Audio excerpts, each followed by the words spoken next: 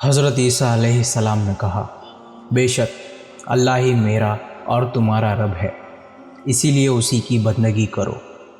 جب فرشتوں نے کہا، اے مریم، اللہ تجھ کو ایک بیٹے کی اپنی طرف سے بشارت دیتا ہے، اس کا نام مسیح عیسیٰ ابن مریم ہوگا، جو دنیا اور آخرت میں مرتبے والا ہوگا اور اللہ کے مقربوں یعنی خاص بندوں میں سے ہوگا۔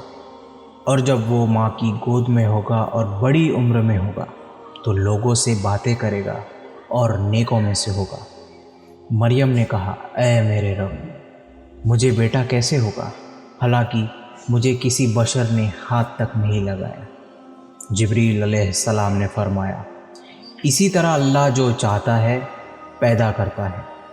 جب کسی کام کا ارادہ کرتا ہے تو اس کو یہی کہتا ہے کہ ہو جا، تو وہ ہو جاتا ہے۔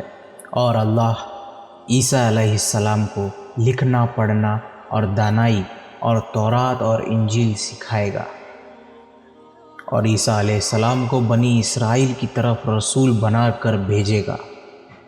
عیسیٰ علیہ السلام کہیں گے کہ بے شک میں تمہارے رب کی طرف سے تمہارے لیے نشانیاں لے کر آیا ہوں کہ میں مٹی کے ایک پرندے کی شکل بناتا ہوں، پھر اس میں پھونک مارتا ہوں اور وہ اللہ کے حکم سے اڑتا ہوا جانور ہو جاتا ہے۔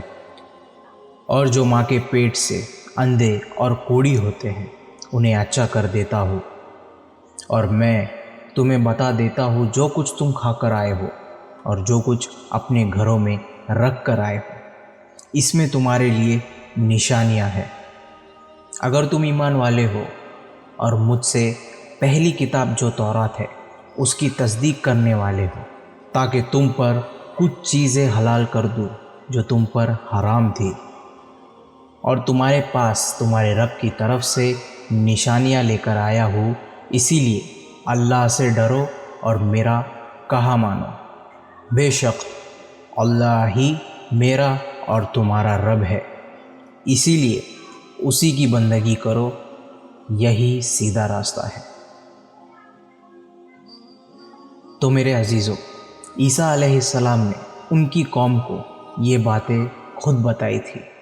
عیسیٰ علیہ السلام نے کبھی نہیں کہا تھا کہ میں خدا ہوں یا میں خدا کا بیٹا ہوں، اور کبھی کسی سے نہیں کہا تھا کہ میری عبادت کرو۔ عیسیٰ علیہ السلام نے صرف اور صرف یہی کہا تھا کہ تمہارا رب صرف ایک اللہ ہے اور تم بس اسی کی بندگی اور عبادت کرو۔